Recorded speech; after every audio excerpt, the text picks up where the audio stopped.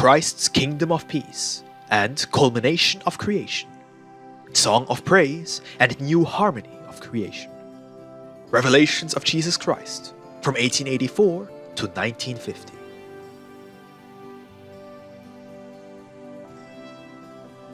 The Consummation of Creation. I am preparing the valley where all my children must unite for the great universal judgment. I shall judge with perfection. My love and charity shall envelop humanity. And on that day you shall find salvation and the balm for your ills. If today you atone for your faults, allow your spirit to purify. Thusly will you be prepared to receive from me the inheritance that I have destined for each of you.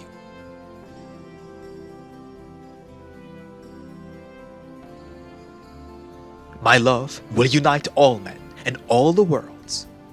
Before me will disappear the differences in races, languages, and lineages, and even the differences which exist in the spiritual evolution. My spirit has poured out over every spirit, and my angels are sown all over the universe, fulfilling my mandate of putting all in order and bringing all again to its proper channels. And when all have fulfilled their missions, ignorance will have disappeared, evil will no longer exist, and only good will reign over this planet.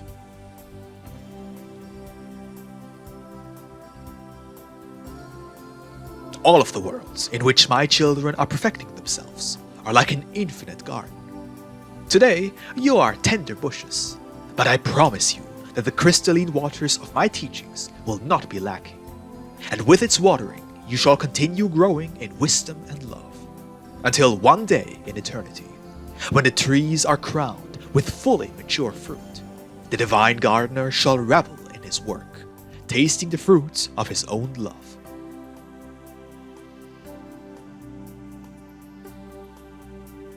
I wish that, at the end of the struggle, when all my children have reunited to spend eternity in the spiritual home, they shall participate in my infinite happiness as the Creator, taking into account that each of you have taken part in the divine work, building or rebuilding.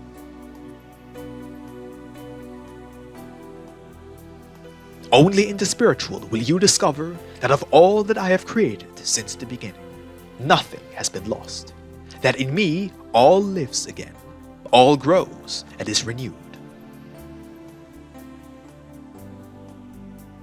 And so, if so many beings were lost for so long, if many, instead of works of life, created works of destruction, they shall find that the time of their disturbance was fleeting, and their works, as bad as they were, shall find repair in the eternal life, to be made into collaborators of my unceasingly creative work.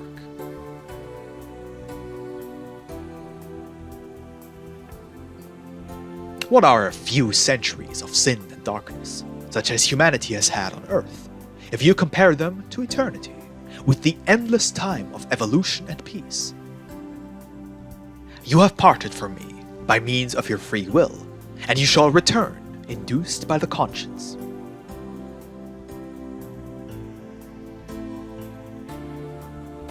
This world is not eternal, nor is it necessary that it be so. When this dwelling ceases to have the reason it now has to exist, it will disappear. When your spirit no longer needs the lessons that this life gives, because other, more elevated lessons await it in another world, then, with the light acquired in this struggle, it will say, "How clearly I understand now that all the vicissitudes of this life were only experiences and lessons that I needed in order to understand better. How long this journey appeared to me in the moments when suffering drained my strength. But now, in contrast, when all is in the past, how brief and fleeting it appears before eternity."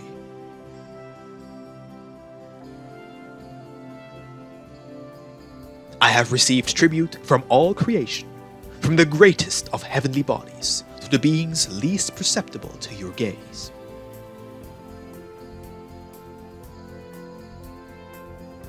All is subject to evolution. All moves, all progresses, all is transformed, elevated, and perfected.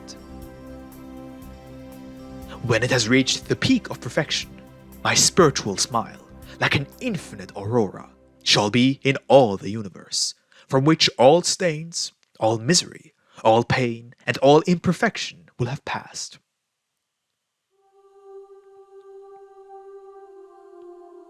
The song of praise for the restored harmony of creation.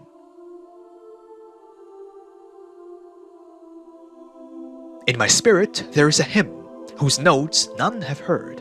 It is unknown to any in heaven or earth. That song shall be heard in all the universe when pain, misery, darkness, and sin have been extinguished.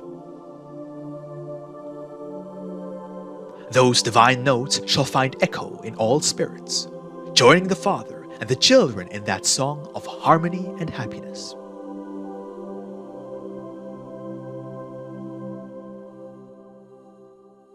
I wish to raise myself triumphant in you. I wish you to behold the King of armies as your Father, victorious over your evil, and yourselves as soldiers filled with spiritual dignity, filled with satisfaction and peace.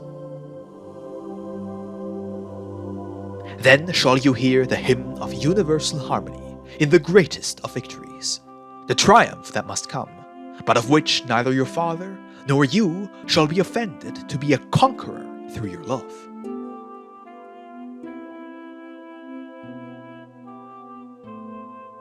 Our defeated enemies shall not be the spirits, but evil, all darkness, and all sin and imperfections. The victory of the Father shall be in the salvation of all the backward spirits, mired in darkness and evil. You are mistaken if you believe any will be lost.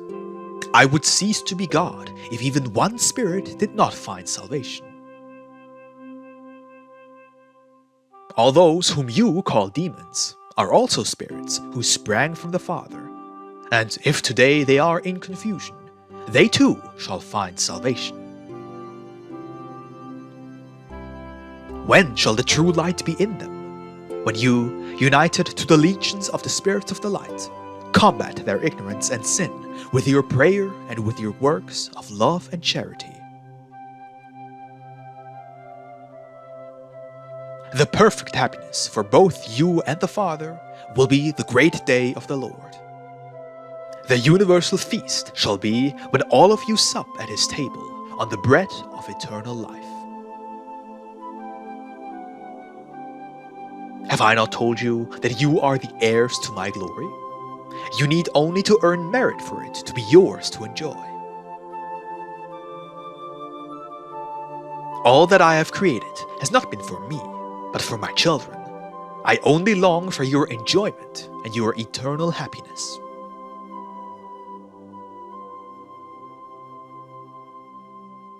All of the energy that has animated the beings and given life to the organisms, and all the light that has illuminated the worlds shall return to me, and all the beauty spilled out over the realms of creation shall be in the Spirit of the Father.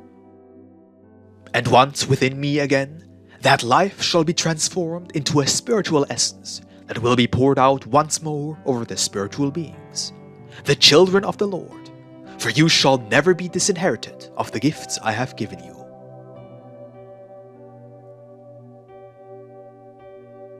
Wisdom, eternal life, harmony, infinite beauty, kindness, and all this and more will be in all children of the Lord when they dwell with him in the perfect mansion.